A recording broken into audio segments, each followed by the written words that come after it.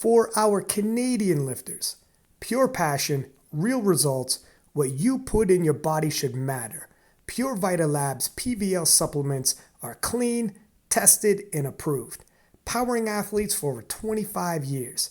They also power the KOTL podcast. You could trust PVL. Use code KOTL15 for partnership pricing at PVL.com. Six-pack Lapidat. We got Rory the Linchpin coming to us live from inside a tin box.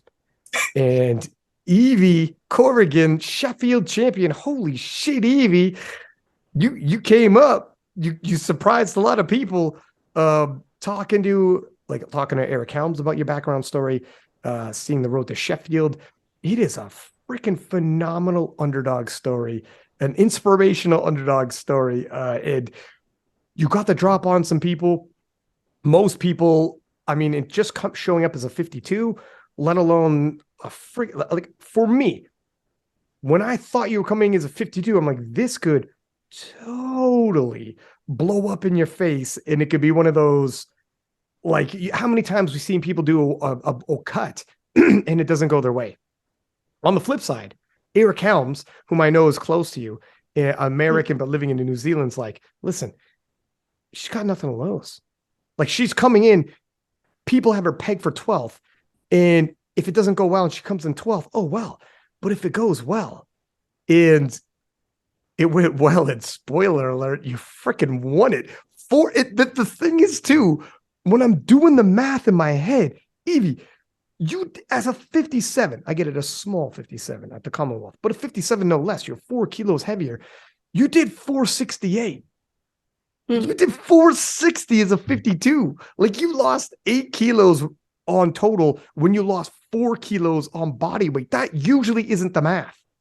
Like, this usually doesn't happen like that. Like, how did this? Okay, I don't even know where to start to unpack this. Well, we can start with the Sheffield and then double back in your background, or how do you think is the best way to tell your story? It's all so intertwined, right? So Right. We can start with Sheffield and then work backwards. Sounds good to me. Well, first off, when did you decide to drop down to a 52? It was probably just before Christmas. So like you mentioned, we had Commonwealths. That was the first week of December. And I competed.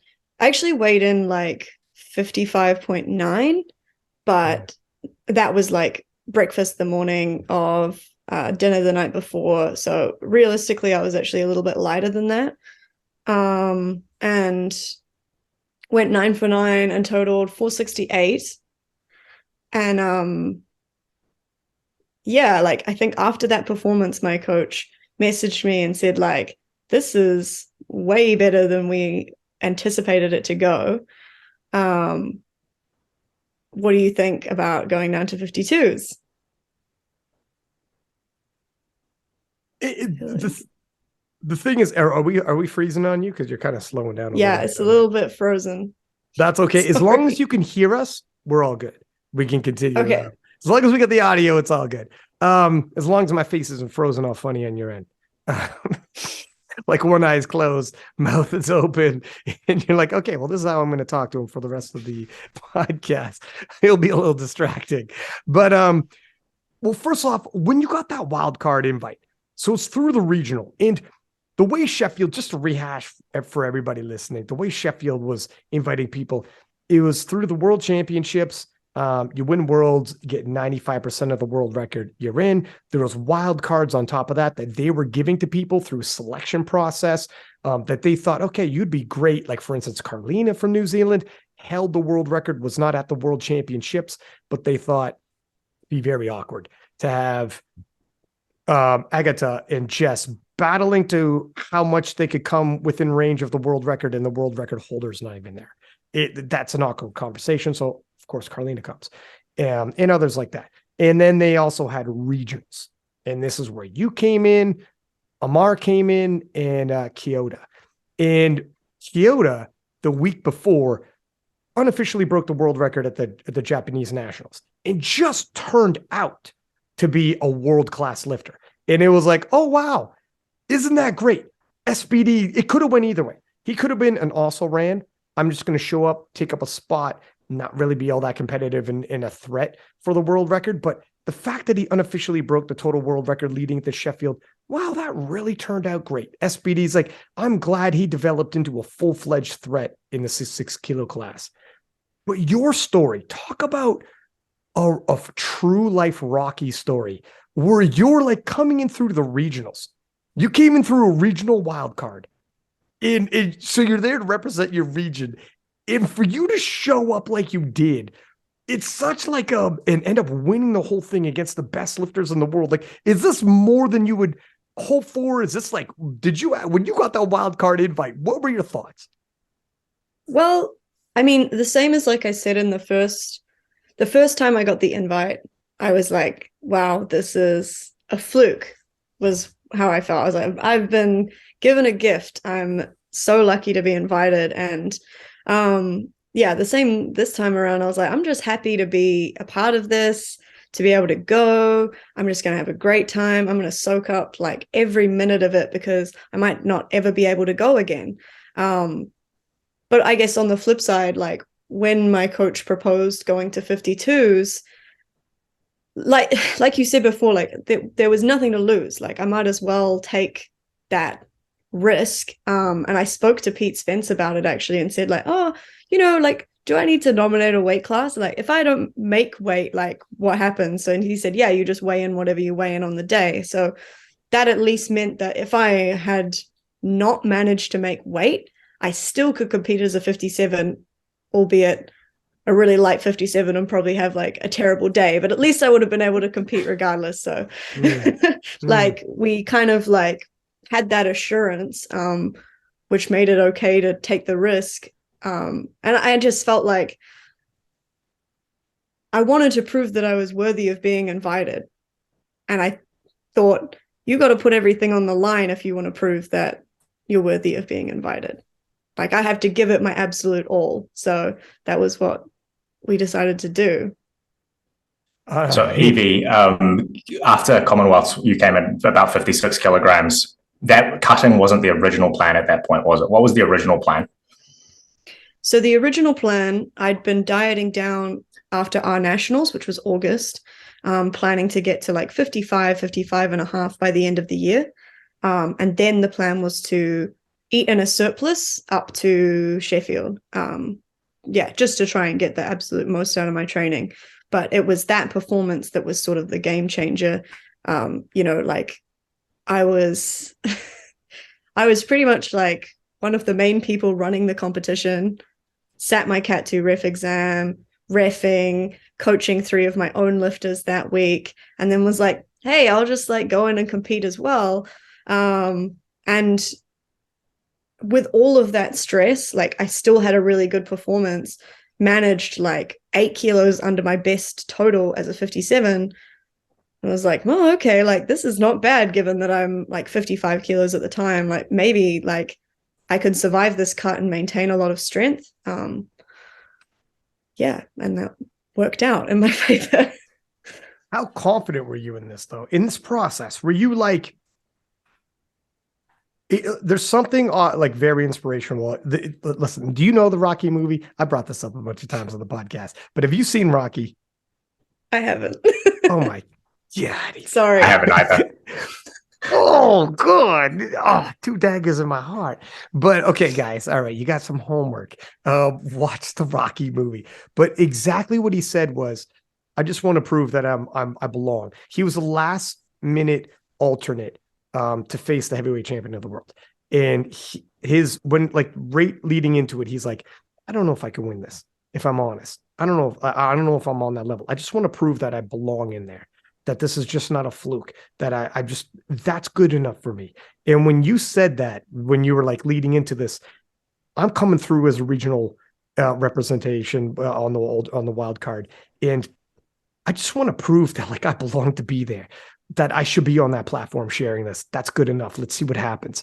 That is exactly that underdog approach, the scrappy underdog approach where it's like, let me just prove my worth.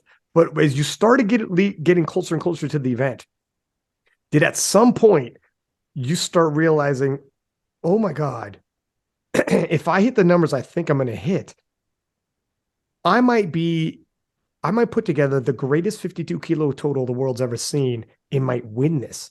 Did that come across your mind? And if it did, when?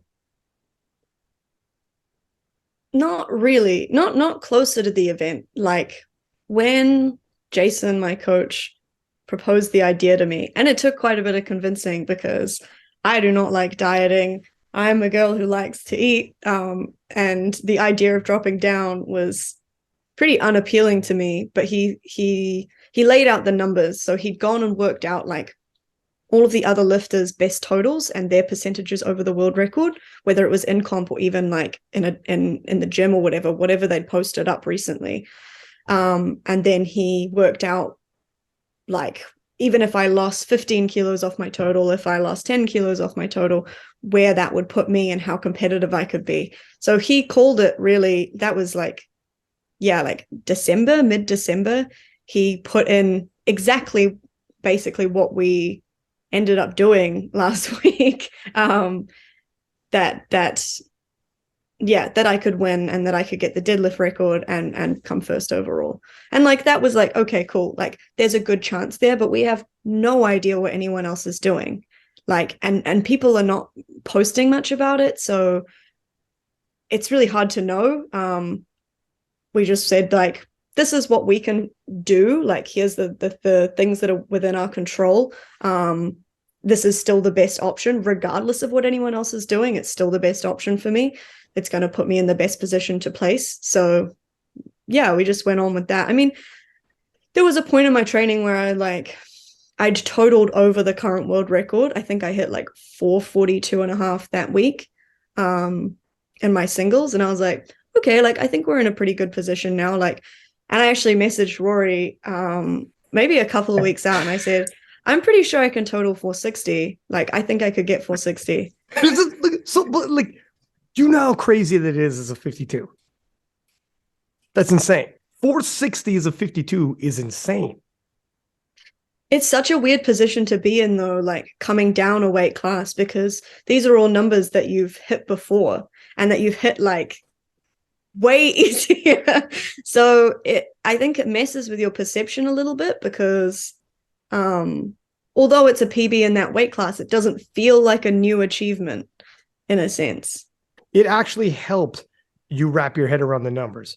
Like, because for you, you're like, yeah, 460, whatever. For the rest of the world, though, who follows powerlifting, 460 by 52, like, and just in the last podcast, we had Noémie Allabert, and I'll drop these probably both in the same day so people can listen to them. But I was saying,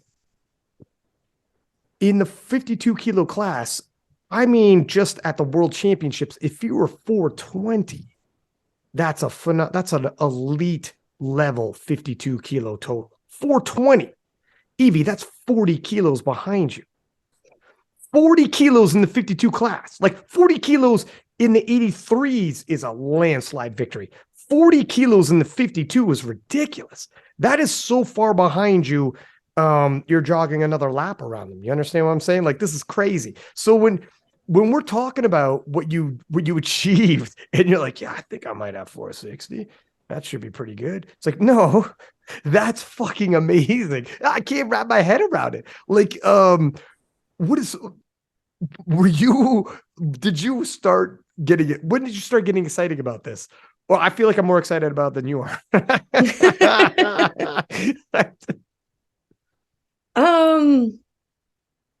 I mean, yeah, I don't know. Like, I was happy with how training was going, and we chose those attempts like a few weeks out as well. Like, the plan didn't change probably like a month out from the competition. Like, those were the attempts we had. And I knew I'd be really stoked if I got a 160 squat because I've been a little bit injured and squats I've been really struggling with. So that was a big goal for me.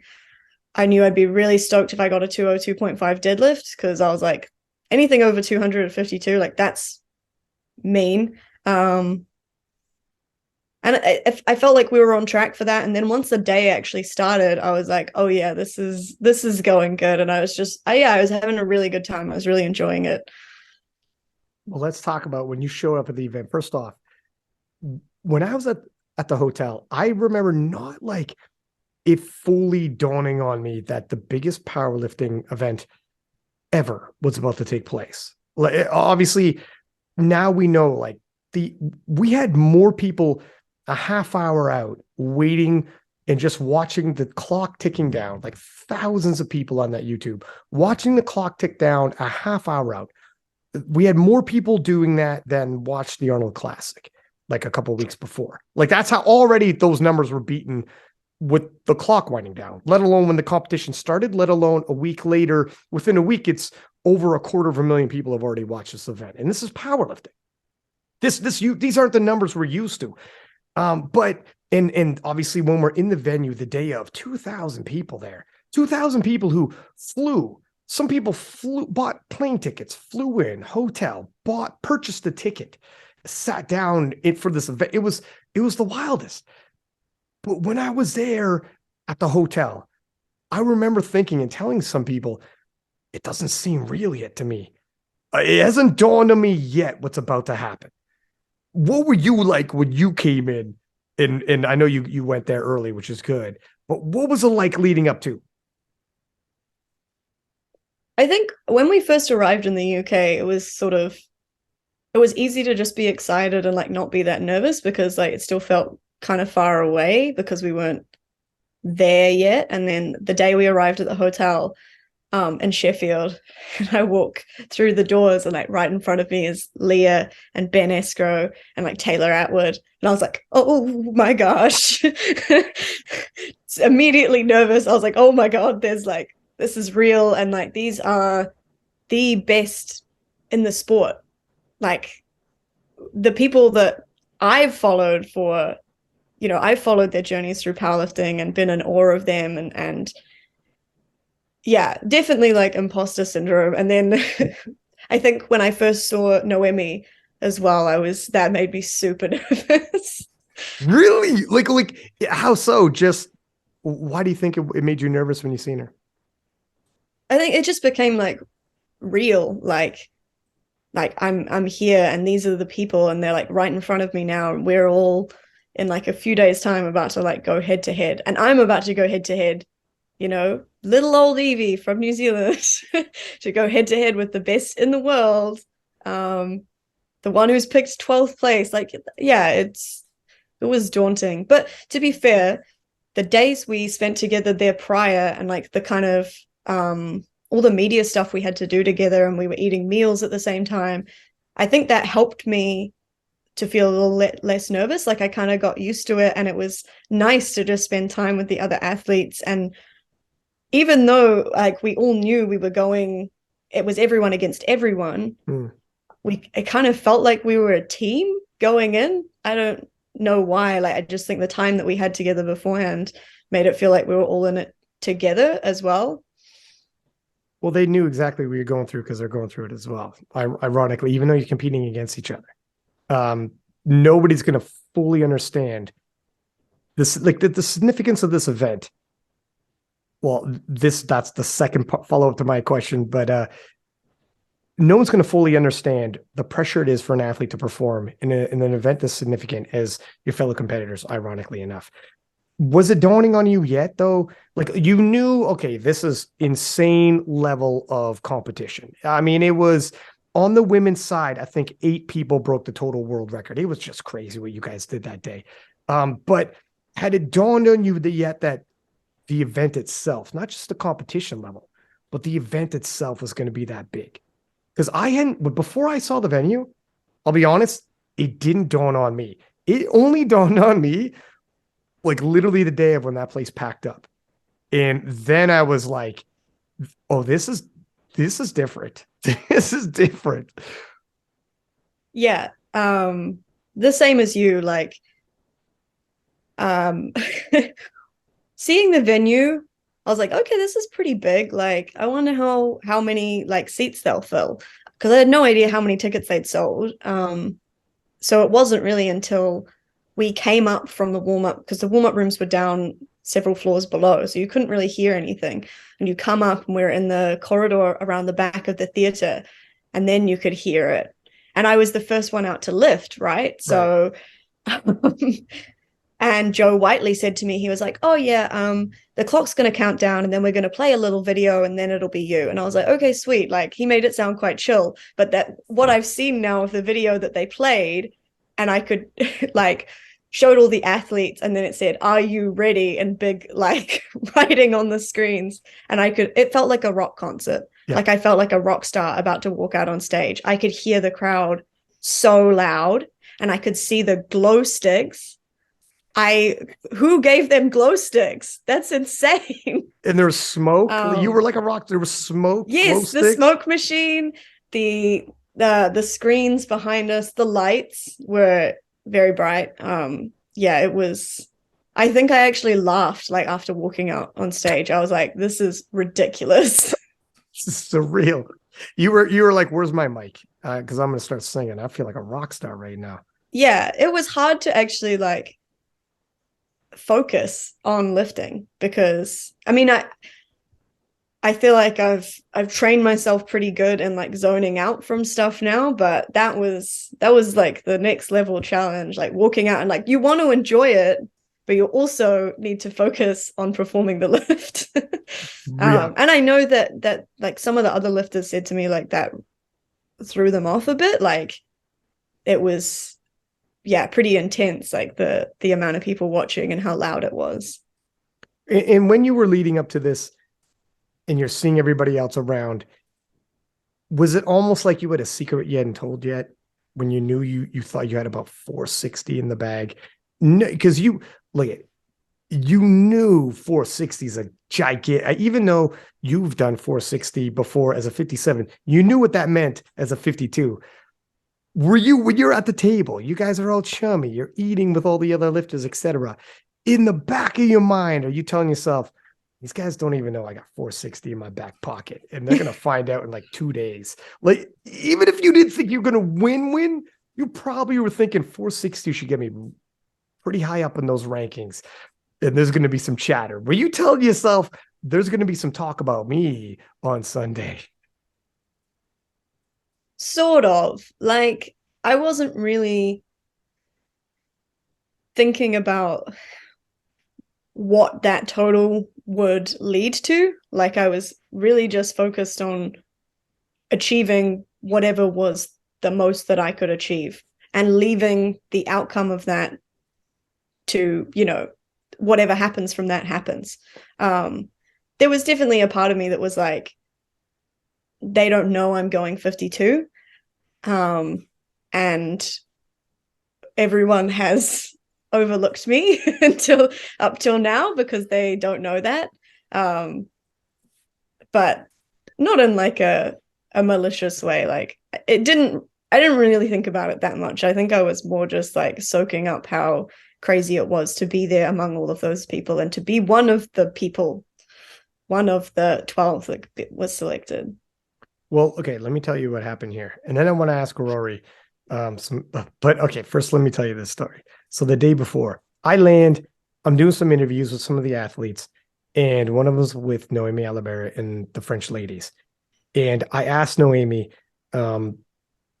is it difficult to have motivation in an event like this when other people have head-to-head showdowns? Leah was there. She has a head-to-head. Jad had a head-to-head. Is it difficult to be in the 52s by yourself? She said, I'm not in the 52s by myself. Oh? Who's the other 52? And she said, Evie's a 52. And I was like, oh? And how do you know that? And she said, because one of her friends told me. That I don't know if it was a friend or someone from New Zealand, or if she's saying a friend hoping to get back to you. So you're thinking about it. Either way, I was like, holy shit. So did you know that she knew, or are you just finding this out right now? I mean, I think I bumped into you and you told me that story. Okay, I told you a story. Okay. What was it, like a couple of days, maybe like a day before? It might have been the Thursday or the Friday. And I was like, I was like, what is this someone stirring the pot? No, this happened. Oh, you mean whoever told her? Yeah, like what was she saying that someone told her and she's just making an educated guess? Did she look at me and be like, that's not She's way too shredded to be a 57. And Tori made that like she managed to work that out as well. Being someone of a similar size, she was able to look at me and be like, no. I don't know. If someone told her, it certainly wasn't a friend of mine. It was Rory. That's why he's here. That's why I brought Rory on today. Rory, tell her the truth, you son of a bitch. Doug, I knew for months, and you kept hopping in the group chat and talking about the things that you were looking forward to, and I'm sitting there like, oh, he's missing it. So you did know for months this whole time? Yeah, I knew since December. Yeah. We asked Rory, actually. He was one of the first people I spoke to when Jason proposed it to me. I was like, let's talk to Rory about this and like see if he thinks that like I've got a shot. So it's funny. He was in there in the decision making. Okay, it's funny because whenever we talk about this in the group chat or on the podcast, Rory's always whenever like I take someone's numbers and I'm like, if they drop weight, or I talk about just cutting and stuff like that, and he's like, dude, it impacts the total so much. It's you're trying to take these numbers from this weight class and you're applying it to the weight class below. It doesn't work like that. Or like he is Mr. If you cut weight, your total's getting sacrificed and whatever. So that's why that's what half the reason why I didn't see it coming is because like Rory wouldn't have ordinarily been that guy who's like, yeah, let's do this. And so I don't know. I didn't see it coming because of this. But Rory, so what was your impression when you heard this idea? Because usually you're not that guy.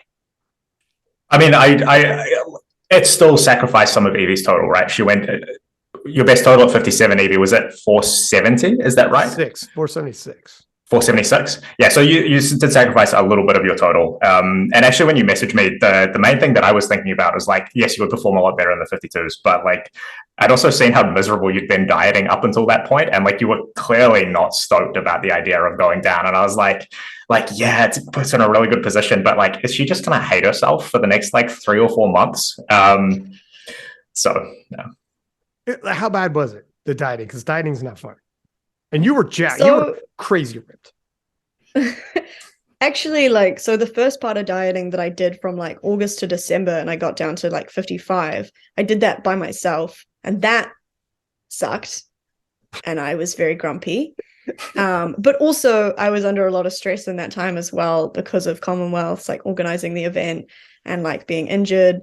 So I think that was like all combined together.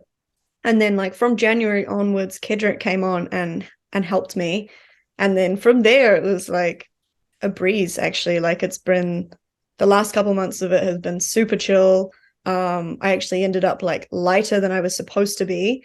We did a trial water cut as well, which helped with my confidence a lot going into the meet because like we had a good idea of how much I would lose and like where I could cut from. And then I ended up being lighter even, like I was supposed to cut from like 54 and a half, and I ended up cutting from like just over 53. Like I didn't have to cut very much. Oh gosh. I was like eating up into the competition. Like he upped my calories like several weeks beforehand, like went from like 1,900 and something to like just over 2K. So the last couple of weeks beforehand, it was mean. I was eating pretty much whatever I wanted. That's not bad. For someone who's like 114 pounds, over 2,000 calories isn't bad. Like, that's good. Like, you were... So this was not a bad... This wasn't as crazy as an experience as one might have thought, because you looked extremely lean on stage. Like, you definitely... When you're, like, lifting, you could see the muscles in your legs moving and whatnot, and you would think, like... One of the first things off like, a lot of the discussion was, how long would you want to keep this up? Like, obviously, you're the strongest 52 we've ever seen in history. On the flip side, it's like, how long does she want to maintain? Was this a very difficult cut? Is life like very difficult are you on crazy low calories? But so what is your impression now that you've done this and you've dealt with this? Are you a 52 for the next foreseeable future? I don't know. I'm 52 for Worlds just because the turnaround is quite short, so it's not really enough time. I don't I want to keep getting stronger. Like one of the things that put me off about going to 52s was it's sort of in conflict with my values in the sport, which are that like powerlifting should be about getting stronger. Like that's the point of the sport. Whereas we made a decision that was more competitive over me getting stronger. So I'd like to, continue to be able to grow. And I think like obviously staying at such a low body weight really constrains that. And it also like puts me at greater risk for injury. And it's like it's tiring, like it requires more effort. There's a lot of tracking and logging and weighing, and it's like a whole nother, you've got your training, and then like the nutrition side of it is like equally as important. And that's a lot of effort and energy to put into something, which was absolutely worth it for Sheffield. But I think you have to ask yourself like how long you can continue to invest that level of energy. And I mean, another part of it is that I don't really like how my body looks at this weight. Like, as you said, I'm so veiny, which, yeah, I don't love. So I'd like to be a 57 again. I think like really the like long term for me would be 63s, but yeah, I'm not sure like when it'll happen. Like I think I'll go back up. I'm just like the timeline of that is still unclear. It's and Rory, I know you could cut in whenever you want, love, but because I know I talk. But the tough thing is if you win Worlds, then you're like, well, shit, man, now I'm going to Sheffield again. Like it's difficult. It's one of these, now you're kind of sort of in a cycle. You brought yourself into a cycle where you're like, oh, I'll tell you this. In terms of the weighing the food and tracking, I've been tracking it, like I've been counting calories for like frig 2016 or whatever. So for a long time, you actually it becomes normal, and it becomes like it gets easy peasy lemon squeezy. Do you use like MyFitnessPal? Okay, so it becomes like because we regularly kind of eat the same foods over and over. Like I have cereal, like the same cereal. I have like snacks, but I buy the same snacks. I have like sandwiches that certain sandwiches like once you start typing it, it's kind of like any Google. Is this what you were looking for? Yes, it is. You just click. The serving size is usually roughly around the same serving sizes. It becomes like we're creatures of habit and routine. So in terms of that, it kind of gets easier over time. And you're like, whatever. And 2,000 calories isn't too bad. But it does get easier. Yeah. Sorry to interrupt. No, go ahead. You don't always want to be that guy at the dinner table, like you've gone out with friends and you're like, how many grams of like chicken do you think that was? Like, what do you think they cooked it in? Like, how do I like guesstimate like the calories? Or worse, being that guy at or girl at the dinner table with your food scale like sitting next to you in the restaurant. I've seen a few people do that, and that's not like I don't do that. Not good. Honestly, I don't. It's weird. I don't care if I do that, but this is just me. Everyone's different. But I am like, well, first off, you don't go out for dinner that often. So if I do, I'm not super worried about it. Like if you go for dinner once a week, that's still one meal out of a week. Like how many meals do you eat in a week isn't going to do it, right? If you guesstimate slightly off, it's not crazy. And that's going out like once a week is fairly often. But if you're this like at a restaurant, if you go to 2 times, 3 times a week, but if you go to, it depends on where you're going. A lot of restaurants are in your app. Like a lot, like if it's like a chain, it's not in New Zealand. Yeah, no? less so in that's an American thing. Or Canadian, dog. What are you saying? It's a North American thing. Ryan, I don't think you realize what a foodie Evie is. She has a whole Instagram account just for food, and is that like right? Snacks and restaurants. Yeah, she's a massive foodie, dude. Damn, well, that's going to be tougher. Because I'll tell you what, like the best tasting food is the higher calorie food. It's going to take up like, now it's like expending money out of a budget where you're like, is this worth all that many calories? That's difficult. And actually, like that was something that was quite funny when I started working with Kedrick, because like I would, at least like during the week and during the day. So like when I'm at work, I would eat like really low calorie foods and then kind of like essentially saving up my calories I've and then done just that. like binging at the end of the day and like being able to have the snacks that I wanted to have and like Yeah. weighing out my little portion of like corn chips and like Yeah, I done that. lollies. And then he called me out on it and was like, you need to be eating more carbs before training. Like, why are you doing it like this? Where are your vegetables? Vegetables. Yeah. He called me Where are out. your vegetables? Evie, did you skip your vegetables? He's like, Evie, you need to eat like an adult. Yeah. Basically. And I was like, but I would really just like to save like 500 calories for after dinner so that I could just have whatever I want. Yeah. But I do get you where in terms of fun, well, first off, if you get to increase your calorie, if you go up to 57, you can have 500 calories more a day. I'm just throwing that number out there. That is amazing. That would be amazing. Like there's your snacks afterwards. And then it is true where, like just getting big and strong is fun. Going to the gym and feeling big and strong is fun, and throwing weights around and hitting personal best, all-time personal best. I got you. And if you move to 63, holy smokes. But this was a moment. You did something super duper special. Even if you just stay here for Sheffield in a world championships, the big thing will be if you get enticed to get pulled back into Sheffield again, then it's like, now you jacked up that world record.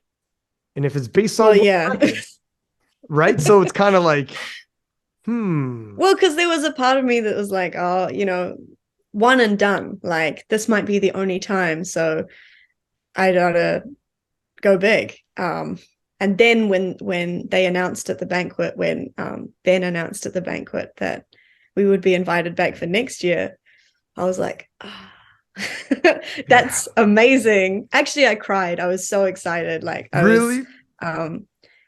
was just like, because I'd for so long told myself like, this is the only time I'll get to do this meet, and like it's going to be the biggest, most important competition of my life. So being invited back was just like, oh my gosh, the dream continues.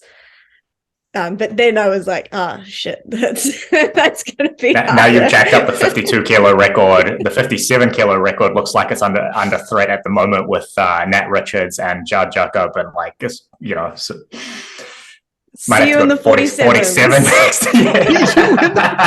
Turbo Tiff, you got problems. Evie's just going to come for every weight class one at a time. In 10 years, she'll be coming in as a freaking 76, jack the hell, eating 35,000 calories or whatever. She's going to be that person sitting in line to weigh in, like with a bowl of rice and a bowl of corn chips or something, just like alternating between. Yeah, but I mean, yeah, let's talk about the actual performance itself. Actually, so as you got underway, are you paying close attention to what Noémie Allabert is doing? Not me, my coach, but. And who was handling you on that day? Jason Clark. That's my coach. Okay, got you. So when it started out, I remember you coming out for your first squat, and the impression on your face was that a bit of, oh my gosh, this is big. But if anybody was at all worried about the impression, like the impact this would have on some of the athletes, you obviously adjusted on the fly. How quickly was it for you to adjust? Because I mean, all's well that ends well. You won the whole thing. How quickly was it for you to adjust to this with like 2,000 people yelling? I think pretty much like as soon as I got under the bar, I'm pretty good now. I mean, like it's taken me a long time to learn it. I'm like 7 years in the sport. But switching it on once I'm standing on the platform, staring down the bar, my mind goes blank pretty much. And I just do the thing. Yeah. I mean, it's one of those, it's difficult to be elsewhere when you have weight like that on your back. It's pretty centering in terms of, and you don't have somebody trying to throw you off your game, like in some other sports where it's head to head like that, but it is head to head. Are you paying attention to other people at all in between your attempts? Nah, I don't. I wish I could watch the lifting, to be honest, because I was like, I know there's some crazy shit happening right now, but it's gonna, yeah, I can't watch it. I have to just kind of basically like just bring myself down a level. So like I go back and just chat shit and like dance around and like try and just emulate what the gym is like for me, like that kind of environment of like just bringing myself back down to chill. I don't try and stay in that like focused state for like the whole competition because it's exhausting and it's like a really long time trying to stay like that. So it's literally like switch it on for the attempt, come off, chill out, like have some fun. Try and like, I guess like not really think about lifting for a little bit and then come back out again. Rory, when you were you watching this live? Because I know you. Yeah, I was. Yep. 2 a.m. for me. What were you like? You're the ultra fan. Listen, Evie, when we had like power rankings, this fucking loser would sorry, but this dude would be like, and I got Evie Corrigan in 10, and we're like, and he would bump like massive stars to put you in 10. And we were like, we were doing top 5 though. He goes, fine, I'll put her top 5. I'm like, you can't jump her 5 rankings like that because you watch me. Watch me. So you bumped everybody you had from 9 to 5 off. Now he was, yeah. So this guy is super fan Evie Corrigan. And the whole time, like, Rory, you can't be this biased on Evie. And he's like, what about Jess? What about you and Jess? I'm like, Jessica's a 2-time world champion. That's not bias. And then now Rory's got you winning Sheffield and having the biggest 52 kilo total of all time. This is never going to stop now with the super fan on the podcast. But I saw Arian at the meet and greet and he was like, oh, Rory's never going to shut up about this now. Remember, he was like, we always love to make fun of Rory because he loves to pick New Zealand lifters. And I think like, fair enough, Rory's trying to showcase our little corner of the world. Like we don't get quite as much spotlight, I think, as in North America, but and in Europe, to be fair. So I think Rory's just there trying to champion the our little. I do actually want to talk on that briefly because like I think a lot of people overlooked Evie, and I think that is absolutely ridiculous, right? Like because like you said, like if Evie had done all of the things that she'd done previously, but had been in England or had been an American, for example, everyone would have been talking about her coming into this meet, right? Former junior world champion, has been to Worlds. How many times now, Evie? Like 3 times, 4 times. But to be fair, she came in 4th at Worlds. She was off podium. I don't think like you're saying everyone would be talking about her. If there's an American, how many people have you talked about who have come in at Worlds at 4th or 5th, and you've been really excited about their performances? Coming into Sheffield? Oh, not necessarily coming to Sheffield, just in general. Well, in general, we talk about Evie, but are you talking about coming into Sheffield? Or are you talking about in general on previous podcasts? In general, on previous podcasts. I mean, well, she'll be in a discussion, but it's like in terms of junior worlds, like, yeah, that's great. But you have to. It's not just us though, right? Like I think we do a reasonably good job of trying to look at the lifters from all around the world, right? Not just the names that we're familiar with, but we'll go down the list and we'll look at as many as the top 8 lifters nominated for Worlds, right? And we will deliberately go and research these people, even if they're people that we haven't heard of before or we don't know.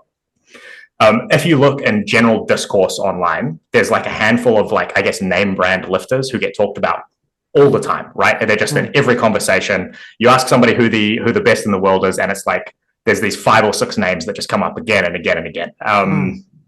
And those people are always Americans, always.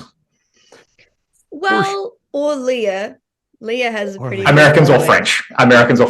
But yeah, I mean, I agree. Like, I think like there are some lifters who are super well known and they deserve to be. Like they absolutely do, but there is other people who deserve to be well known as well. Yeah, and I do think like it's safe to say almost nobody knew who I was coming into this competition. Like the amount of following, like the follower count on Instagram since I won Sheffield has been ridiculous, like how much it's jumped up because no one was paying attention before. And I'm not really mad about it because like I wouldn't have picked myself for first on paper. But there were a few people who were looking close enough to maybe think, oh, there's more to it here. Well, keeping the 52 was big. Like if everybody knew, like you also weren't posting everything you were doing. Like you're how many times did you post like the month leading it? To be fair, I don't post a lot anyway. I'm like just pretty shit at that kind of thing. That's okay. But I posted like I seen the 150 like maybe squat. Yeah, I think I post like once a week usually, like my training, and it'll probably be like whatever singles I did. So I think that was like 2 weeks out. I posted 150, like 95 maybe, and like 180 something. There was only one session I didn't post, which was the last heavy session I did before Sheffield, and I squatted like 155, bench 97, and I think I deadlifted like 190. But to be fair, watching that, you still might not expect much. Like that's just kind of how my training is. Like it's not super Instagrammable, I guess. like massive PB, like this much over the world record. It's just like we tend to kind of keep it pretty like sub-max, and know that I'll be good for more on the day because that's just generally how it works for me. Like, yeah, like if you posted a 180 dead, like you said, that's like not even your opener. Or, so it's difficult for someone to be like, didn't you post a 180 for 4 or 5? Yeah. Oh, sorry. No, it was misloaded. It was like 178.75 or something, wasn't it? Yeah. Yeah. You did it for how many? Sorry? For 4. Okay. It's just, yeah, it's tough. It's hard to say when you see sets of 4 or whatnot, but you'd also, if you know it's a 52, things start changing. But it's yeah, it's but that's part of the fun, right? Like I was just about to say part of the fun was knowing that like people didn't know, and like that they were going to be shook once they realized. And I think also like it sort of worked in my favor that no one was paying attention, because like no one really worked it out, which meant that it was such a big surprise on the day. You're never going to be able to fly under the radar again. Well, this leads me to, I want to get to that. First off, though, let me just say New Zealand is really coming up. Like, obviously, we all seen what Carlina did. New Zealand is on the map now for powerlifting. I think a lot more people are going to be paying attention, even in general, just outside the US. Coming into Sheffield, 5 of the 8 total world records on the women's side were held by Team France. Like, it's an international sport. It's a lot more than just inside the US, even if a good chunk of big social media accounts are in the US, but that's not necessarily the case in the women's side. Like the biggest stars in powerlifting in the women's division is like Jessica Bittner, Leah Bavois, who are outside the US. So things are changing. And then obviously you just won Sheffield. How much did your account bump up in terms of social media after Sheffield? So I was on like 3,400, like just before the comp, and now I'm like just shy of 10K. Holy shit. Are you like, walking around the gym, signing autographs? Somebody comes to say hello. You're like, fine, I'll do a picture. And they're like, I just want to know if you're done with She's actually got bodyguards in the gym now, fending people off her. Genuinely, like, it's so many messages, and I feel guilty because it's like hard to get through them all. And there was a whole bunch of them, like people had tagged me in stories and I just missed it because I couldn't get through them all within like the 24-hour period. And I just felt really bad. I was like, how do other people do this? Like, you must just not be able to reply to everyone. I don't know. Give me some advice. Like, how do you? I mean, yeah, you would have to talk to somebody who's been in a similar situation where they just boom overnight, win the biggest fucking competition in their sports history. Look at not many people. Look at most people. It's a slow boil. And then they come into worlds with a lot of hype. They end up winning worlds. You are a very rare case because you came into the biggest competition our sport has ever seen and pulled off the biggest upset our sport has ever seen. And it's like a boom overnight story where everyone's like, where did that come from? So people want to catch up with you real quickly, or like friends or like whatever, just people from New Zealand are probably extremely proud. Like, oh my God, that's one of ours who just pulled that off. I think it's a pretty unique, but also like I have seen, Penn showed me one time, I think it was 2021 when he won Worlds, and he's like, my dude, take a look at this.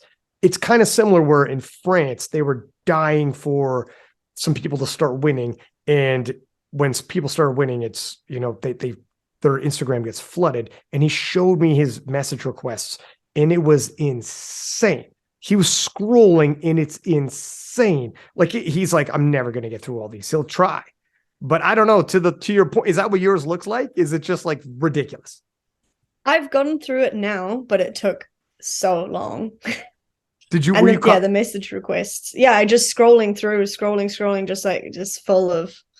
I mean, it's amazing, and like I feel so grateful that like so many people messaged and like said nice things. I mean, as far as I saw, there wasn't anything that wasn't nice. But there could have been. One of them's like people from France, like, you're fucking dead in Malta. You're gonna get crushed. Noémie Allabert. Actually, there was one comment in French, but I like didn't know what it said, so I was like, I'm gonna like it and just like give this person the benefit of the doubt that it wasn't something awful. Yeah, don't translate. Just be like, it's like French death threats. That's right. You got lucky. We'll see what happens. Okay, so let's back up a little bit, because before we get into like Malta and continuing like in the 52s and the clash with Noémie, because it's going to be amazing. But in 2018, you won the Junior Worlds. And Eric Helms is kind of telling me a little bit about that story. Let's talk about that, because that'll set up the storyline and people will kind of get a better idea of just how significant the Sheffield win was in moving forward. So tell me about winning 2018 Worlds, when you first got into powerlifting, why you did it, and what happened after you won 2018 Juniors.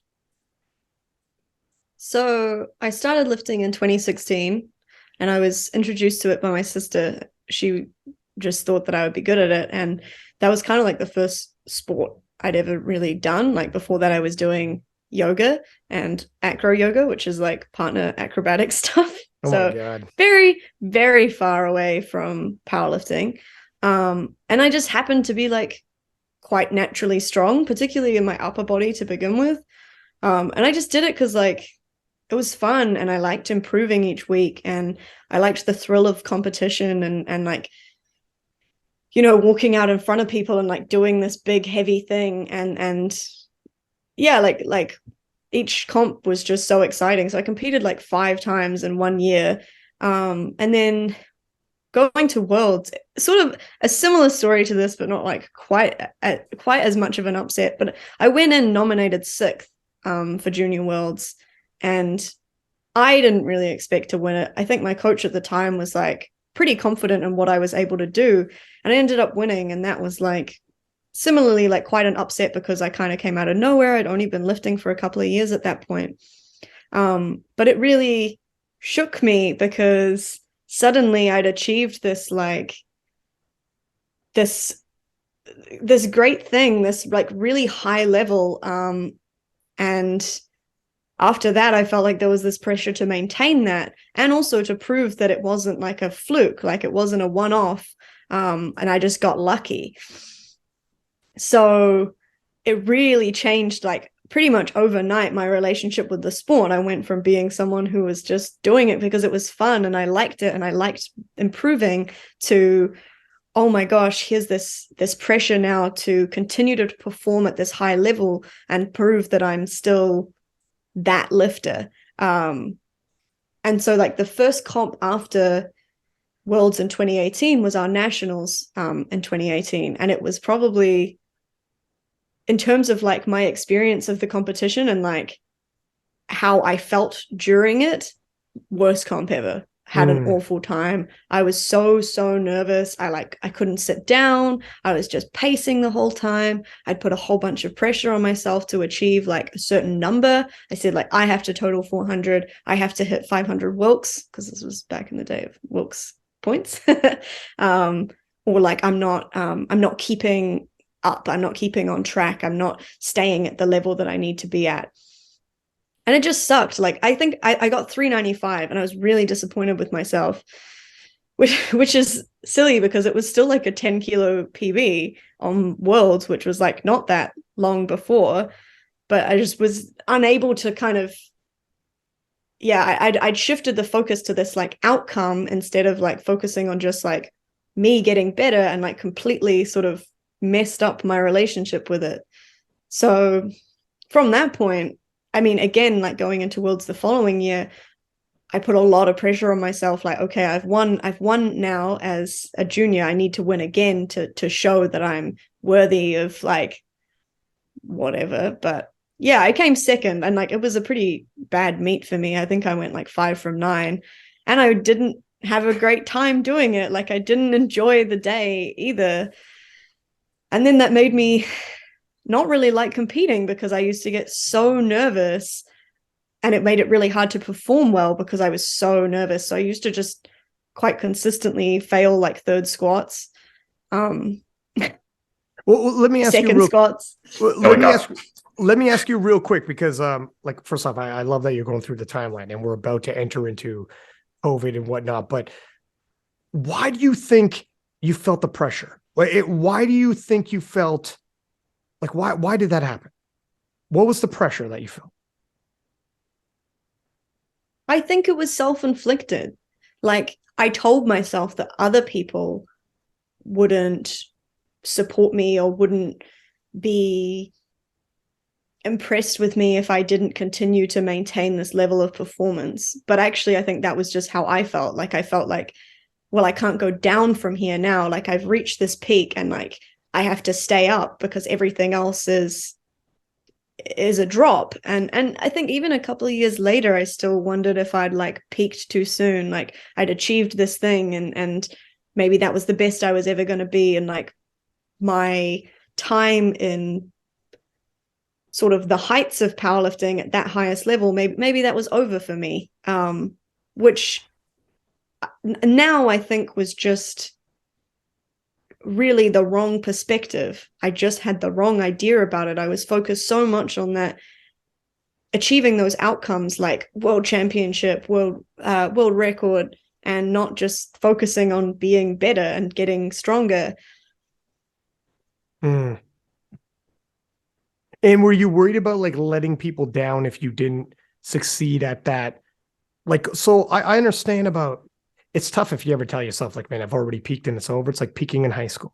You're like, oh my God, it's all downhill from here. But also when it's the world stage, and you're winning at the world championship, and you're winning for a nation that has good lifters, but it's not like in the US or France where there's so many of you. You're going to stand out in New Zealand. Like wow, we have one. We have a world champion junior. Wow, we're going back to the juniors and she's returning. She's defending her world title. It's different. You're defending your placing. That is a different feel altogether. And you are representing your nation. There's different pressures, and there's a reason why Rory would come on the podcast bumping you like that. You know, you don't want to let people down, like the people who rally behind you. And all of a sudden you're like, yeah. I'm kind of not even just lifting for me right now. And it's, I don't know. It's tough. Yeah. There's a fear of disappointing people. And like you say, like with Rory, like the people who've supported you, particularly like vocally, yeah, you don't want to let them down. But I think that realistically, no one would have cared. Like, they might have for a second said like, oh, Evie didn't do as well as we'd hoped, but like, we're still proud of her, and like, she still got out there. Like, what I know of the sport and the community it has, particularly in New Zealand, it's so supportive, and people always have each other's backs, and there is not that kind of attitude that like, no one would ever turn around and say like, oh, you did shit, like, I'm not gonna support you anymore. Like, as long as you get out there and you give it your best, they back you. So I think like it was a story I was telling myself. I mean, you're always going to be Rory's top 10. I freaking can guarantee you that. Top 5 if we make it top 5. So don't worry about that. Top 3. But when the COVID happened, when COVID came around, So where were you? What was your mentality then? Because on your road to Sheffield, you were talking about, like, did it end up being the break you needed? Or did it end up stalling out progress that you think you might have been able to have otherwise? How did the COVID lockdowns affect you? And also, sorry, let's also talk about, because some people forgot, you were invited to the original Sheffield. And this is actually a cumulative moment. I want to know also, because it all links in with COVID. It got canceled because of COVID, anyone listening. But you were in the midst of this imposter syndrome, and then you got invited to Sheffield. So how did you feel that time getting invited to Sheffield? And then when COVID came and shut it down, were you, a part of you, relieved, disappointed? Was, now that you look back, is it like, fuck, probably all's well that ends well? Talk to me about that part. Yeah, so that's like start of 2020. And that time when I was invited, again, I was just like so excited to be invited, and I felt that I had something to prove. I think I couldn't have been the only junior. You were the only junior. Yeah. Was I? Oh. Yeah. So there was that as well. And then when it got cancelled, I was so gutted, because again, I said, like, well, I might not get invited again. Like, I don't know how they're going to choose next time. Like, what if they remove this regional pick? If I don't win Worlds, I might not be able to go. Like, I'm going to be debuting in the Open the following year. You know, just so many things were up in the air. And then, and then we went into lockdown, and like the whole world kind of imploded. And to be honest, like, I was training a bit, but powerlifting was pretty far from my mind during that time, because of everything that was going on. And then we came out of lockdown when was it? I was prepping for, we had nationals that year in 2020. So would have been later that year. And I had a really good comp. So maybe the break was good for me. Maybe removing that huge pressure of like having to perform at Sheffield did help me. I hadn't really thought about it until you kind of posed the question then. And then I took a break from powerlifting after that, and I went and did Olympic weightlifting for a little while. And that was probably really good for me to enter a new sport entirely, where like no one knew anything about me. Like, there was no pressure at all to perform. I just had fun doing it. Came back to powerlifting, was surprisingly able to get quite quickly back to my previous numbers. Again, like, perhaps just the break did me good, and I wasn't pushing myself too hard in training, and I was just taking what was there and enjoying the process. And still nervous about competing though. And that was the first time I'd competed in a while. So that would have been like June 2021 when I competed at North Islands, and that was a good meet for me. Like, I had a good time. Things were starting to change at that point, and I was prepping for our nationals in August that year, and then it was cancelled, and we went back into a really long lockdown, and that was like 3-4 months. And again, like, I was training, but the pressure was off. Like, it was like, you can't achieve that much during lockdown. Like, if I'm just like doing something, that's great. Then coming out of it, there's definitely like the stop and start was not good for like my numbers progress, but the break was probably good for my mental progress. And that time off, I think I grew a lot as a lifter.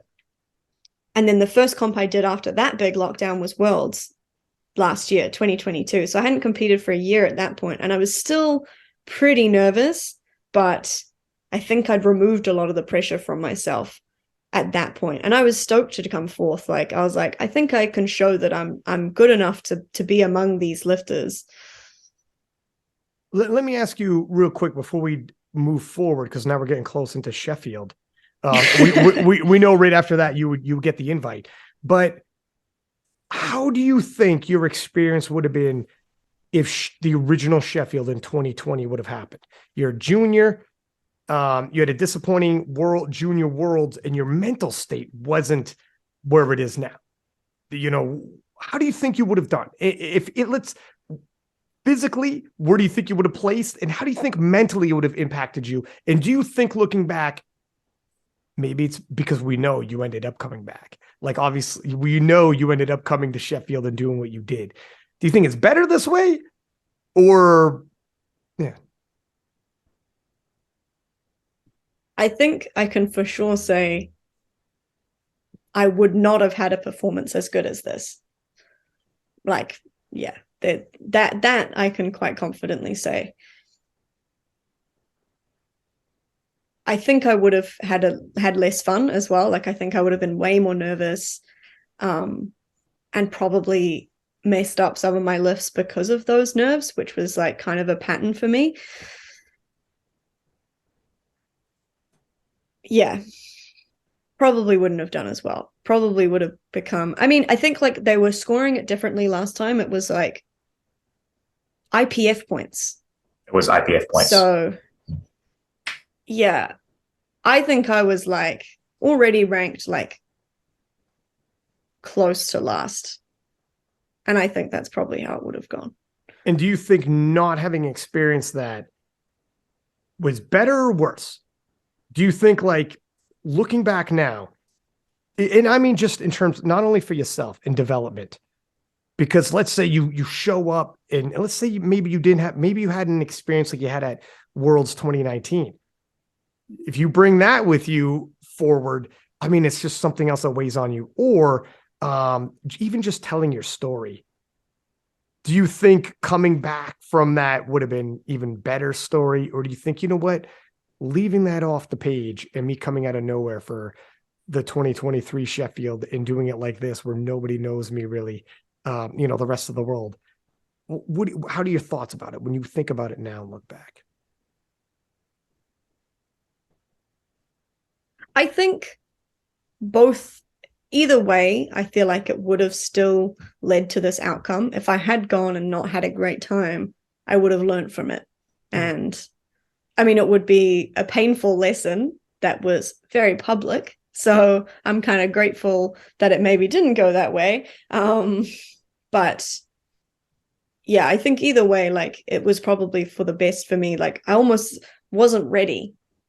And this time I was ready. In some of the benefit of if you had it all, some kind of an imposter syndrome coming in when everyone's like, you're going to come in 12th out of 12 of the killers, the best of the best in the world, though. But that's what they're saying. And it relieves pressure when you're the underdog. You're like, okay, perfect. I got no pressure on me. It's the opposite of when you won in 2018 and came back in 2019 and were like, oh my God, people have expectations on me. And you were saying the expectations kind of weigh on you a little bit. When you come into an event and everybody's looking at like Leah Bavois or Jess, like these massive stars with massive followings. They have like, I think Jess is 280,000 people following her on Instagram, and she posts and gets like 20,000 likes. It's ridiculous. So you're like, okay, perfect. Let them carry the pressure. Let them carry the load. That's good for you. Now that you won in the world's biggest event of all time, in the most stacked we've ever seen, and you're going into the World Championships, and people are going to see, you're going to battle again. You're going to battle against Noémie Allabert and the best 52s in a very stacked division. Now, does it feel different? Or are you like, you know what? I have mentally leveled up, and now I'm going to be fine. Like, is this a perfect timing for you to deal with this? It's an ongoing journey, I think. I think it is going to be a new challenge going into Worlds, like how I sort of deal with that pressure. I will say that I think I'm under no illusions about what went down at Sheffield. Like, I know I'm not the strongest lifter of all of those women, but I did have the best strategy, and that led us to win. So I feel like being realistic about it sort of helps me to say, like, I know where I'm at. I know that I'm strong. I'm not the strongest, but I know what I'm capable of. And if I just focus on what I can do rather than any expectations about the outcome, that's better for me. It's I just need to focus on what I can control. When you say you're not the strongest, what do you mean by that? Because you're what do you mean when you say that? That's interesting that you say.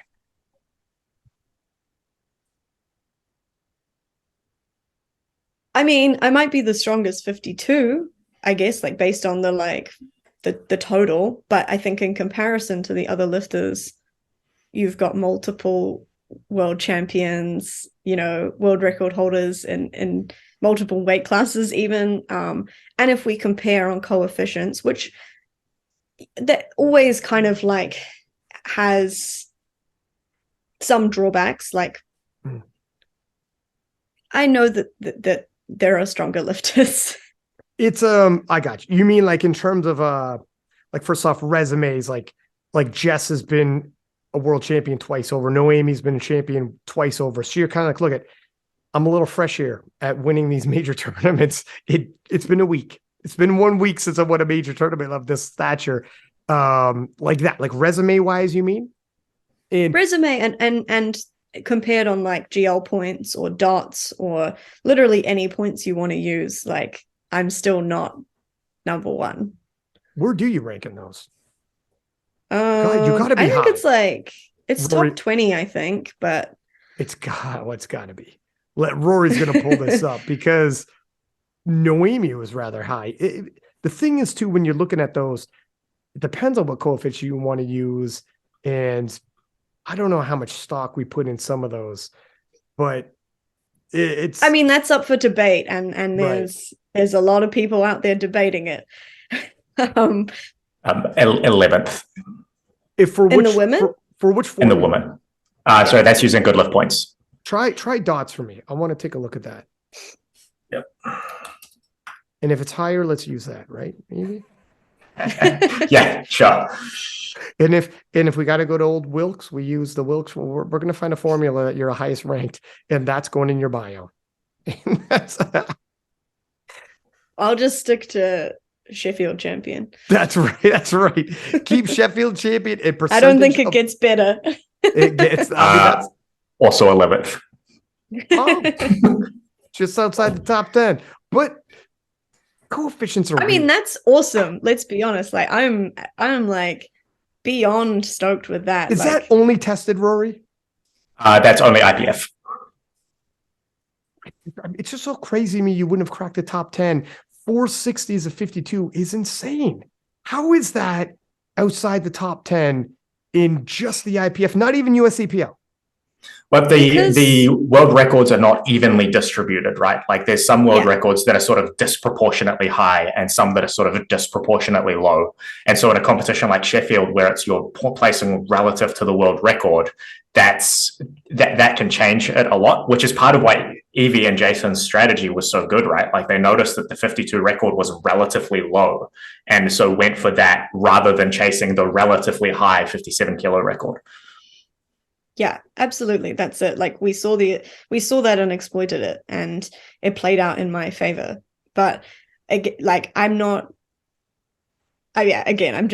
no illusions about where I actually fall, depending on how you want to measure it. And you could use so many different ways to measure it. So I'm happy to say I fall among some of the best.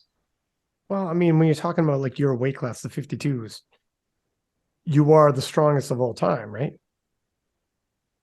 For now. Why are you so humble? I'm trying to tee you up. I keep trying to tee you. Your reply back was, well, for now, but I'm sure it'll be broken shortly and I'll fade away. Ryan, have you ever noticed that this happens with all of the New Zealanders that you interview? When you used to interview Brett, he would do the same thing. When you talk to Carlina, she does the same thing. Evie does it as well. Tim Monagatti does it as well. Brett had a little, but Brett had a little spice to that pumpkin. He had a little spice in that pumpkin spice. He had some edge. Because remember him and John Hack, the lead up to, he was even trash talking a little bit and talking about He was a bit of a spicy customer. Do you guys see Brett, by the way? I talk to him occasionally. What's the update on him? I talk to him occasionally in the DMs, but it's always about like the UFC or something. Like he doesn't. I keep every now and then. I was like, at some point I want to get him on the podcast and bring him back. Is Brett still a fixture in New Zealand? Like, do young people entering the sport now know who Brett Gibbs is? No, I don't think so. He's still involved a little bit. He still does some coaching, but he's very under the radar at the moment. And people already, like new people coming in, won't know who he is. Do you know what's funny, actually, is that I think a lot of young people in the sport now, they're coming through from like Instagram and TikTok, and they're probably following King of the Lifts, and they probably know more about like the American or North American and European lifters than they do about our own lifters in New Zealand, like that are of a high level. It's heartbreaking and a little scary how quickly people forget about you. You know what I mean? Isn't it? It's like, damn, this sport moves so fast though, right? Like, yeah, like you were just saying, like I can say like, yeah, I'm the strongest for now, but it's moving so quickly. Even just compared to like when I first went to Worlds a few years ago, and now that landscape has changed so much. Those records are changing all of the time. That's why like some of the lifters at Sheffield couldn't place as highly as they maybe deserved to, because those records have just been pushed up so much. The women's side in particular just progressing at time incredible as speed. Well. Like 2020, 2021, 2022 to an extent, like there has been stuff happening, but it hasn't been the same volume as it might otherwise. And so a lot of these kids who have started since, say, June 2019, which was the last pre-COVID really big event, would have been that World Championships. That's almost 4 years ago. And so like some of these kids wouldn't have seen much since then, right? Like they've seen USAPL nationals, they've seen like the Worlds in South Africa, they may have seen the very small Worlds that was held in Sweden in 2021, was it? But like that's quite a long time without the same. So there hasn't been like a gradual change over that. Like for a lot of people, it was this big shift where they go, 2019 happened, normal, nothing happened in 2020, and suddenly it's like 2022, and like it's a whole different like crop of people. Yeah, I mean, in that space, like France became the number one nation in the women's division, and like so much for some people, that's all they ever know. They're like, yeah, yes, France is number one. And it's like, no, that was for the longest time, it was US women and men on both sides. This is kind of new that internationally speaking, things started jumping off like that. But yeah, it's I don't know. It's tough. It's difficult for me to digest what I was around for the Brett Gibbs era and knew how big he was. And now to hear like in his home nation, but this is kind of the way it works, I guess, right? You're showing your age, Doc. Well, sort of. We're talking like 4 years ago. So like you were around 4 years ago. How old are you? Yeah, I'm getting old as well. What's your point? But I don't know. I guess it's just the way it is. Hopefully, hopefully in our sport we start cherishing some of the legends a little bit more. I don't know how we break this though, because we bring them up on the podcast and whatnot, but it's in one ear out the other sometimes, I guess, right? It is what it is. Looking forward to the World Championships. What are your expectations now, Evie? When you come into this world, is this going to be like no other worlds? Or are you thinking this is more the same and you have this down pat where you're like, look, it doesn't really matter. I have myself mentally in check. Or do you have like numbers that you want? Do you have goals that you want? How is it feeling 10 weeks out? I'm like wary because I know that it's like quite soon after Sheffield. And like in terms of my body, like I'm still recovering or like dealing with some of the injuries that I've picked up along the way. So that's something that we'll have to continue to manage. I think I'd like to go in a little bit heavier. because I was a bit under where had planned for me to cut from. So hopefully that helps. I'd really like to bench 100. I think that would be pretty cool. But other than that, like no huge goals. I'm still just trying to focus on like staying in my lane and just doing my best. I think it's going to be heaps of fun. Like for, I think the first time ever we have like a full New Zealand women's team, and our women's team is stacked, and I'm super excited about that. It's going to be so cool. Even like Team Australia, like that the Oceania region is starting to really jump off. Did you see Natalie from Australia just pulled 270 kilos? She's just shy of 600 pounds. She's gonna at Malta. We're probably gonna see, because she's going to Malta, where we're gonna see a woman pull over 600 pounds. That's crazy. 2-hour weigh-in stiff bar, like that is like there are some phenomenal things happening right now. Malta's gonna be insane. Wait till we have a Worlds over this side of the world. We had a Worlds in Oceania, like it's over for you guys. Whoa, imagine how good New Zealand is going to be when we don't have to travel. Dude, that is the cockiest I've ever seen Evie get. Can I say something? I like it.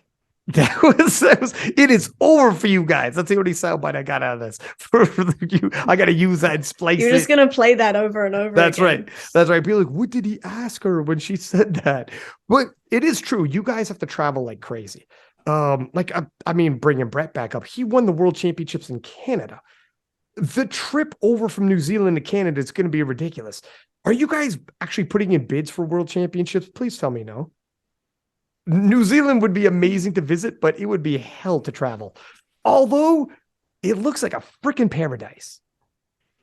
Yeah, I would really like for us to put in a bid. I think probably a junior or Masters World Champs first. Yeah. But we'll see if the rest of the committee is on board with that. Hey, actually, on that, Evie, how was your travel to Malta? It turns out it's really hard to get to from here, eh? Have you booked I haven't flights even yet? booked anything. No, I've looked briefly, horrendous. but I mean, like the trip we did over to the UK, honestly, like that was 3 flights there and 4 flights back. We were gone for like 15 days or something like that. Like no longer than that, like 16 days, but we were only in the UK for 12 days. Like the 2 days on either side were just traveling. That's crazy. It's 4 flights for me to Malta. I feel like people don't appreciate how far it is and like how much you have to contend with. Like, when people say like it's an excuse, no, it's not. Travel for 2 days straight and you're there, and then adjust time zones on all the rest of it. Traveling, period, what it does to your body when you're that high altitude, if you're cutting weight, etc. But 2 days straight of travel and crossing time zones. It's insane. Obviously, I don't have to lift it. Yeah, even if you take out like the performance factor, like it's just like the commitment that we have for the sport. Like, you know, as a referee, as a coach, that we are willing to spend a lot of money as well, because it's pretty expensive to travel out of here, and that amount of time. Like, I think that has probably been why in the past we haven't had as many people going, because they can't afford it. And it's such a long time to take off work, because you have to spend all that time traveling, and then all the time you need to adjust before competing, and then all the time traveling back. So obviously I don't have to lift at the end of it because I'm coaching and refereeing. But for Malta, I have an 8-hour flight to Singapore, 4 hours in Singapore, 8 hours to Dubai, 4 hours in Dubai, 4 hours to Italy, an hour in Italy, and then 4 hours to Malta. Oh my goodness, man. It's like 24 hours just on the plane, and then another like 11 or 12 hours in airports. And that doesn't even get me to Valletta, right? Like from there, I then have to hop on a bus or something to get to the actual city that the championships is in. Yeah, you're going to feel like garbage. I'm going to feel like hot shit. You're going to get off. When you show up and I meet you, I'm all high energy. You're going to hate me. Oh, hey, Rory. I'm going to look 8 years older than you. People are going to ask if I'm your dad. Yeah, man. I'll hit you up. At least this time, that we're going somewhere that's like I think, a super cool place to visit. Like, I'm Right. super excited. Like, and it's going to be summer. It's going to be beautiful. I'm going to go on holiday afterwards. Yeah, like sometimes you're like, oh man, like it's such a journey to get to these places, and then like often you can't fly into them either, so you then have to go and drive, and that's really rough. But it takes us a beautiful places part of the world. we might otherwise not go, right? Like if I was making a list of random holiday destinations, I probably wouldn't put Malta at the top of it. And so like powerlifting taking us somewhere that we might otherwise just have never had the opportunity to go or see or experience, much less with a group of our good friends, right?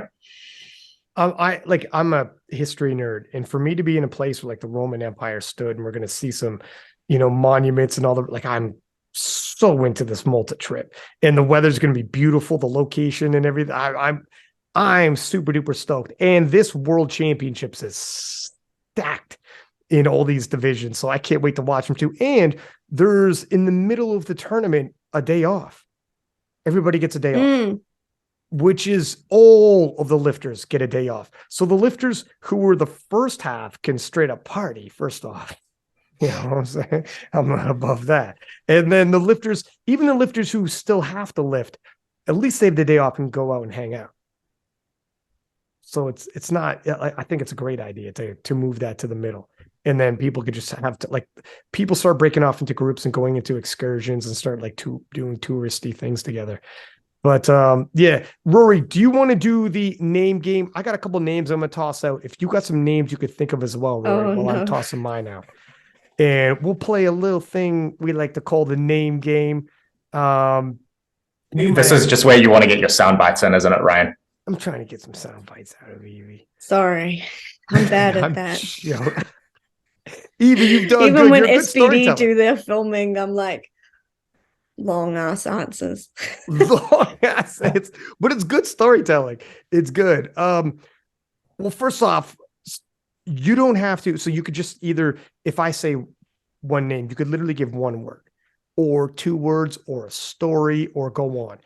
There is no right and wrong answer. And sometimes it's literally can go tit for tat, one name, 1 word, and that's it, back and forth. So it's as much or as little as you like. We'll start it off simple. Noémie Allabert. Okay, this is going to be a story, not a word. Let's do it. Let's do it.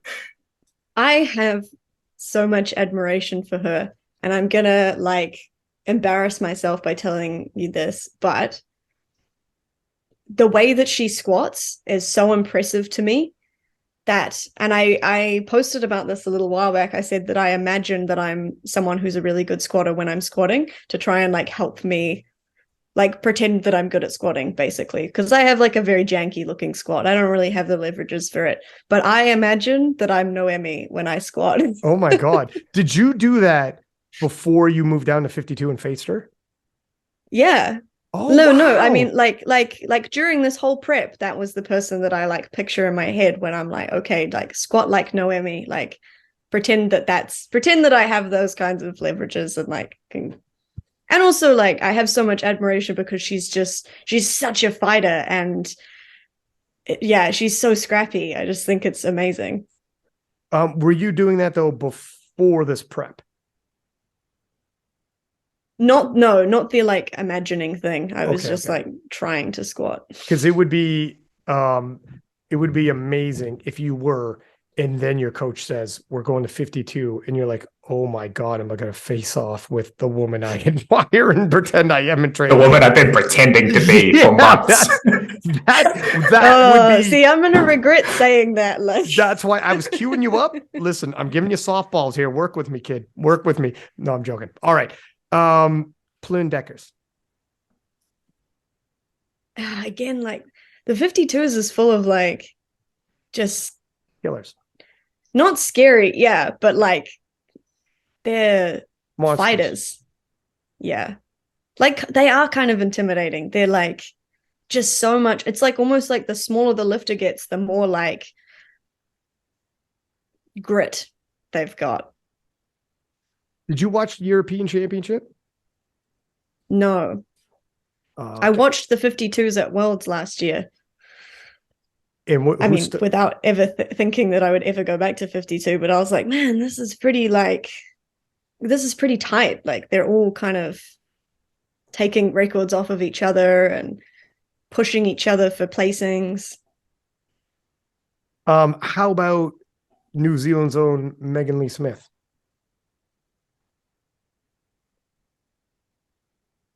Also a fighter.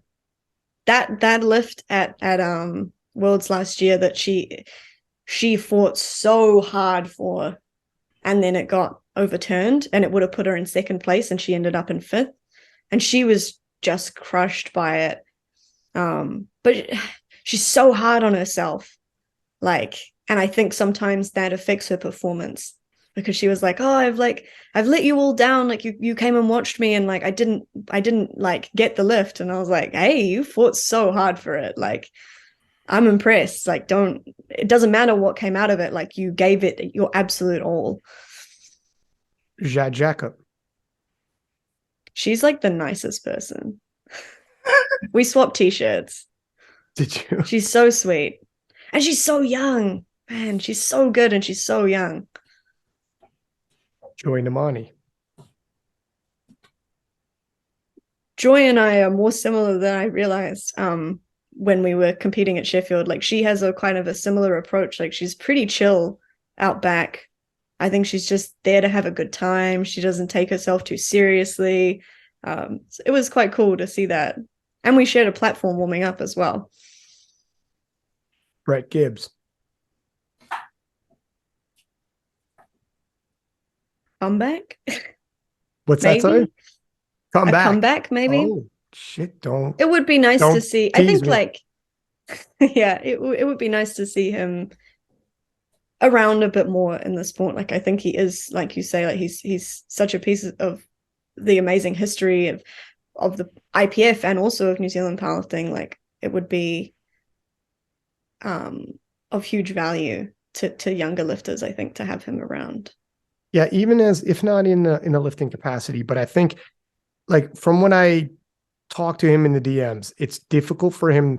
He loves this sport and it's difficult for him to be around it. He's not in that place. I actually asked him, would you be interested in coming on the podcast and really reliving some of these, like the battle with John Hack, the battle with Russell Orhe? Like, he had 2 battles with Russell Orhe at Worlds, and like reliving some of this. And he's like, I can't do that yet. Yeah. So that's tough. That's tough. That's understandable. Yeah. I mean, I just hope that time comes, because I feel like there's so much he could pass on to our like next generation. And like, I hope that he can find a way to take on that role that is fulfilling for him and isn't really hard. Right. Because he lost it in his prime. You know, he was, I mean, his 862.5 mock meet gym total that he hit while prepping for Sheffield that was canceled is legendary as an 83. Like, I mean, it's legendary. Russell Orhe was like, man, me at my best, him at his best, I would have put my money on him. I got a win over him and was like, oof. And he's like, maybe I cut, like, Russ is like, I think I cut up to him now, but like in our primes when we were facing off, I thought he was stronger than me. I just got to hit more lifts than him, you know, but it is what it is. We'll see if he can come back in any capacity, like you said. If nothing else, I got to get him on the podcast to relive some of these moments. Next one, Eric Helms. Oh, the man. We're pretty good friends. Like, we have a mutual friend, Susie, and we go over for dinner parties at her house like relatively often. And I mean, I'm still like in awe of him, and like I feel very lucky to be able to call him my friend.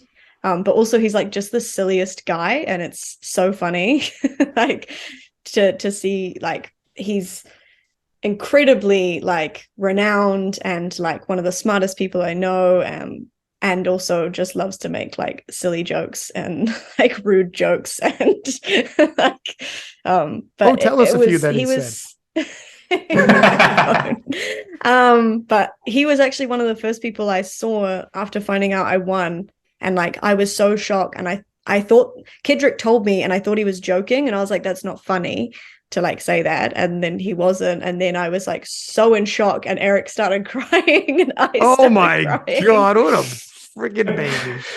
And he just said, like, it's just such a crazy story. And yeah. Eric cried? It was really special to like, and actually I think when we were at the banquet, I might have like made him tear up again. Like, oh my God. Yeah. Wow. Close to my heart. The thing is too, so I've had Eric on the podcast a couple times. Rory's been on him too, like for preview shows, and like we got a recap show. We're gonna do one with Jess, and like, but hanging out with him at the venue and hanging out with him like at the hotel lobby, I was like, damn, I really like Eric. Like, I could for sure, we live on opposite sides of the world, but I would for sure hang out with him all. He is a funny and engaging guy. Like, we sat down and we at a table with a bunch of other people. Like, we just talk for hours. When I see him, I'm like, oh, I'm going to go say what's up to Eric. He's an easy dude to talk to and hang out with. And he is a funny dude. Genuinely a pleasure to be around. And I think like sometimes like meeting your idols can backfire a little bit, but I think like Eric is just like genuinely such a good guy. Rory Lynch. Oh, but I can't talk about him if he's on the podcast. Let's have Rory step out so you could trash him, and then we'll have him step back in. You can just DM it to King of the Lifts later. That's right. I'll post it. I'm so lucky. Like, I've just got so many really like passionate, invested, awesome people around me, and like Rory is one of those people. Like, he's handled me multiple times now at 2 worlds, actually, like probably more than anyone else. So and I mean, like, he's always in my corner, and I don't know if he always should be. I think maybe he backs me more than he should, but like, just a big credit to you, Rory. Like, you're always gassing me up. Rory, I will say that a few of these gray hairs are from you, from handling you at those world championships. But, that's fair. Rory, do you got a couple names in there? Or did I steal all yours? I got a softball one. Jason Clark. Jason. I feel like I can't say anything too nice about him because like it'll just make him like super cringe, and he like he doesn't like take well with like sentimentality. But I'm so grateful to him. I think he matches me in a sense that like he keeps things quite chill, and he knows the kind of person I am now, and that I kind of need that chill because I'm already quite an anxious person, and he just brings it back down to earth, including like on the day itself. Like, I don't know if any, like, watching the live stream, the parts of it that you can see before we come out, we're both just like hanging out. Like, there's no hype, there's no yelling. He's not like grabbing me by the shoulders and like yelling into my ear. Like, he holds it down for me. And I have to credit him with like coming up with this whole idea. Like, we wouldn't be here if it wasn't for him just genuinely loving the sport and being super interested in like looking up where everyone is at and like doing all of the calculations and really trying to find like the best outcome for me as a lifter. Like, he's very invested in that way. Roy, you got any others, buddy, or did I take them all? You took all of mine. I was firing from the hip, buddy. I'm pretty sure you said you wanted me to go first, and then you did like 5 or 6 in a row. I knew I had to get mine out there, and I was, because you're gonna steal. There's only, we're both gonna shoot. Oh, actually, let me do one more.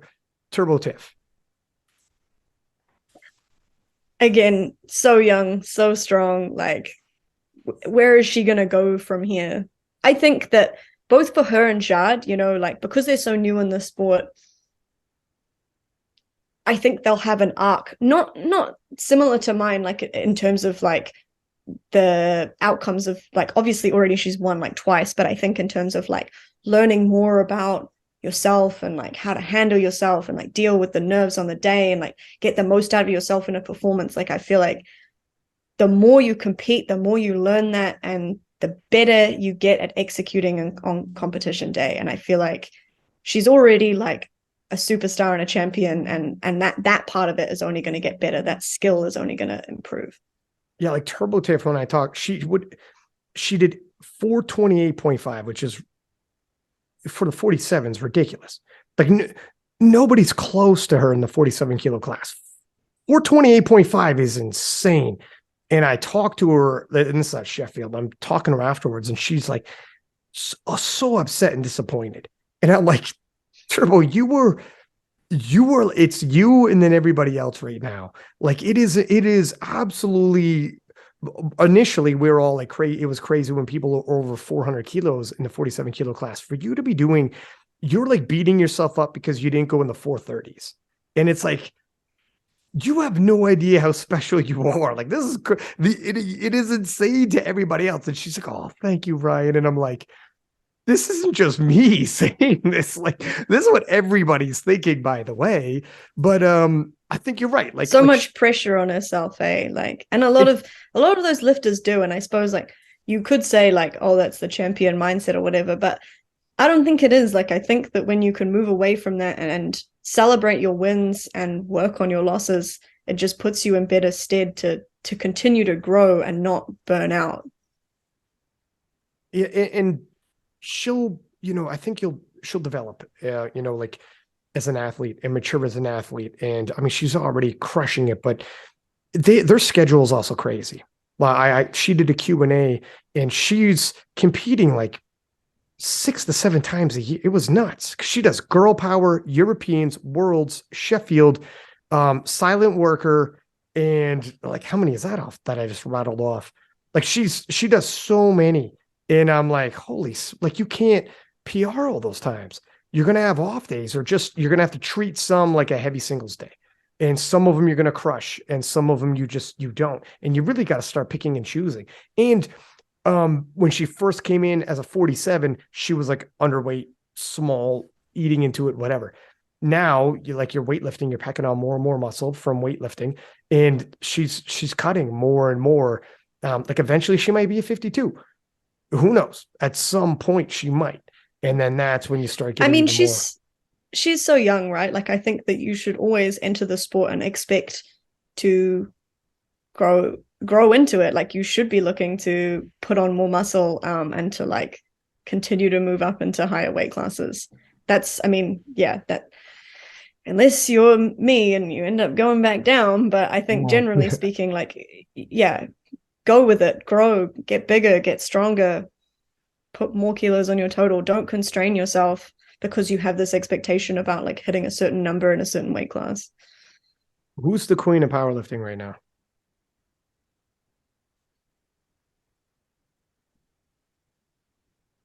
I don't know.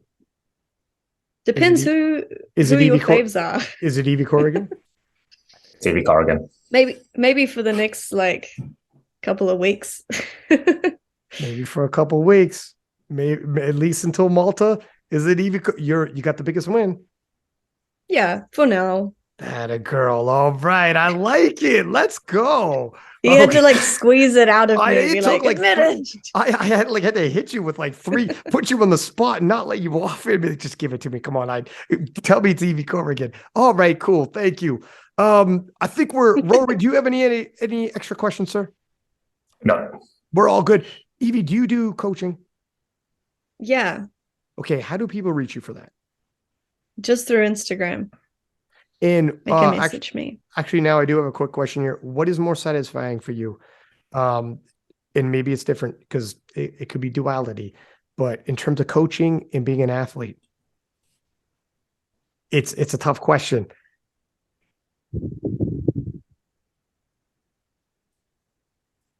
I don't know.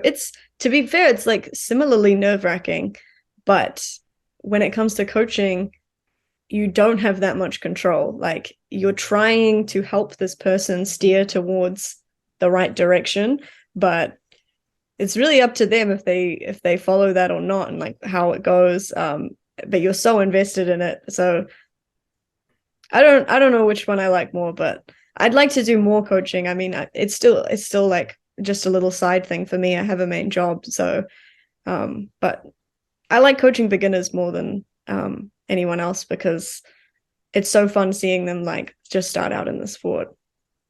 I got a feeling your coaching service is going to start picking up. more.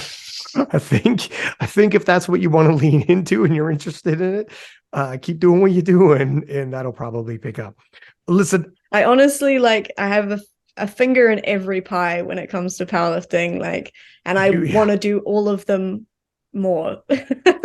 Like I want to do more of the running of competitions, and I want to do, well, actually I don't want to do that much riffing. I don't really like riffing, but it's like a good skill to have. And more coaching and more lifting. Fair. Well, listen, I appreciate you coming on the podcast. Good luck to you, like going into Malta and all the training there. And we're all eager to see you return to the 52s, have another battle with Noémie. I'm sure it's going to be amazing either which way that falls. And like we're going to have you back on the podcast at some point in time. Even with these crazy time zones, we'll make it work out. But good luck with everything. And everybody listening, please do subscribe, give us high ratings, post it up in your Instagram stories and tag us. And we will repost. Like, I am seeing people, I love it. People that post up in Instagram stories, but they're not tagging us. So I'm like, it is what it is. But until next time, 6-pack lap it at 6 up, and we are out.